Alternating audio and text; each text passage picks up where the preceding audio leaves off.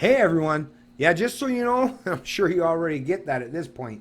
Yeah, the Liberals are playing politics with your inherent right to defend yourself. And they're so emboldened by these shooting incidents and putting the fear of the gun in the Canadian psyche that they're even willing to hold off, thankfully, until after October before they actually do so.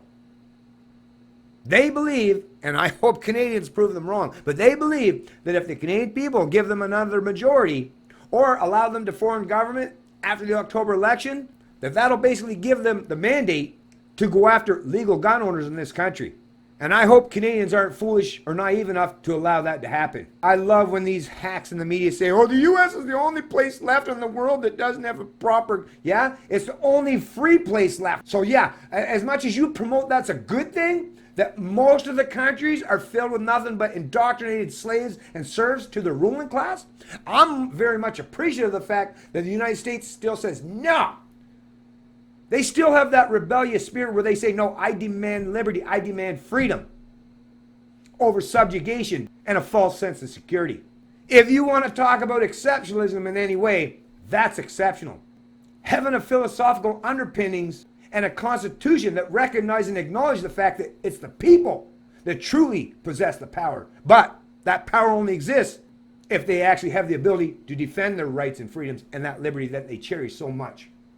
The mindless enforcers of the state, they're never going to give up their guns. So when they're talking about gun grabs or initiatives to ban guns, you know that's never going to be for anyone that's part and parcel of government or who are their mindless order followers. When they say gun grabs or a handgun ban, no, that's for you.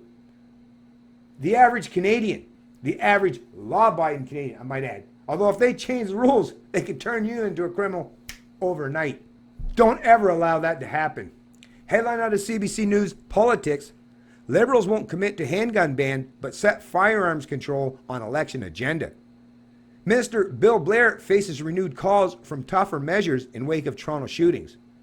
This being reported by Kathleen Harris, August 8, 2019. And let me tell you, as much as that authoritarian piece of crap Bill Blair would love to take away your right to defend yourself, but because he was a police chief himself, you know darn well the only reason why he's holding back on that is because he's heard a lot of pushback from his minions who do represent the police forces across this country, and they don't want to be disarmed. Well, not when they're off duty, right? And at least they have probably grown up with a firm grasp or understanding, even though a lot of them are petty tyrants and authoritarians themselves, and thugs, I'll add. But at the very least, their psychology, and they've been raised in an environment where they actually do believe in guns as a means for self-defense, right? So they would be complete hypocrites if they didn't at least acknowledge that the gun is not political in nature and it's not a threat to anyone. It's only the evil, vile, or immoral people who might possess that gun, but they could possess a van, a car, a pipe bomb, a pressure cooker. Bad people who want to carry out bad deeds are going to find a way to do so. They don't necessarily need the gun. And I have to think they at least acknowledge that fact. And they probably wouldn't be able to look not just members in their family, but members in their community, or even some of their friends, straight in the eye if they ever tried to pull this kind of gun grab.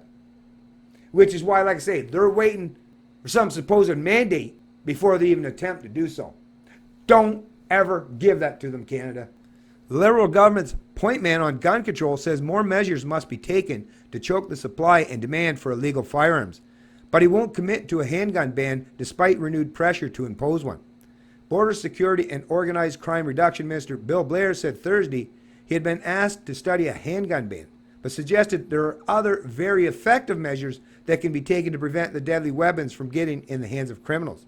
Blair said more money to stop the flow of guns crossing into Canada from the U.S., what he called the greatest arsenal in the world, along with stricter storage requirements and enhanced tracing for when a gun has been bought legally, then stolen or sold illegally, are some of the measures he said could tackle gun violence. Once again, even all those initiatives, just look out there, folks, in the actual real world. Do you believe that you can actually prevent people from owning guns? Criminals? Do you think criminals are going to actually listen to anything that Bill Blair or any legislation or any rules they write?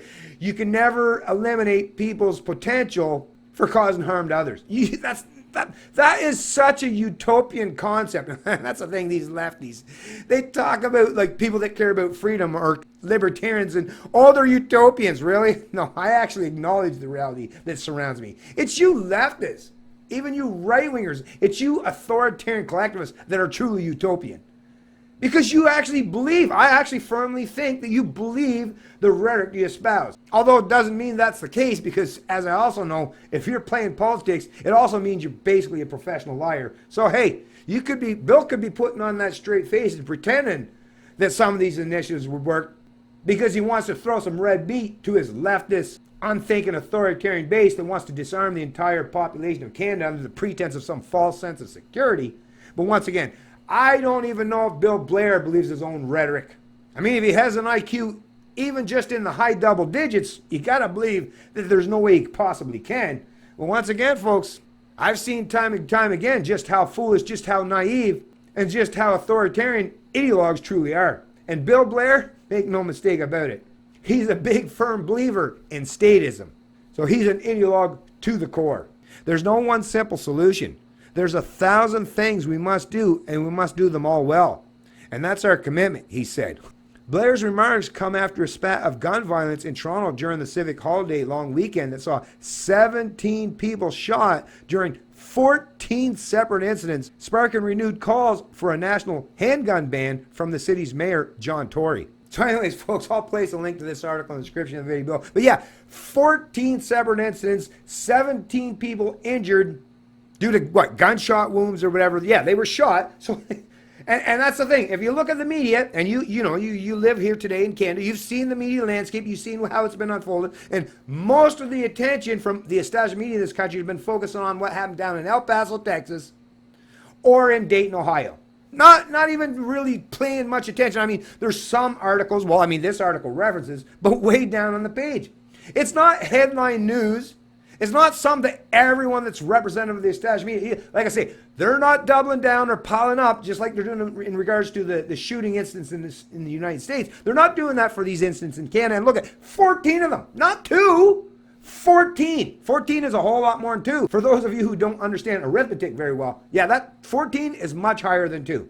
And the thing that stands out most to me, which none of these hacks, whether they're, like I say, representatives of the federal Liberals, or these media mouthpiece, none of them are actually acknowledging the fact that, guess what? Criminals don't care for laws. The fact that these people actually have guns before they've even committed a crime as far as shooting someone, the fact that they have an illegal firearm because they don't have a license, right?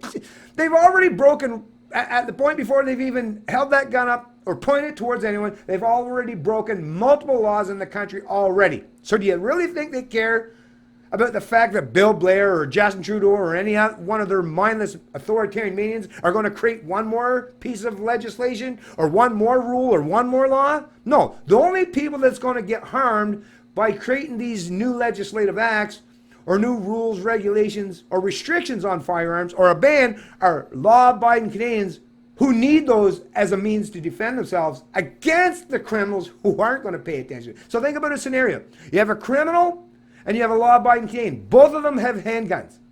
The minute the government bans handguns, who's on the losing edge or the losing side of that equation?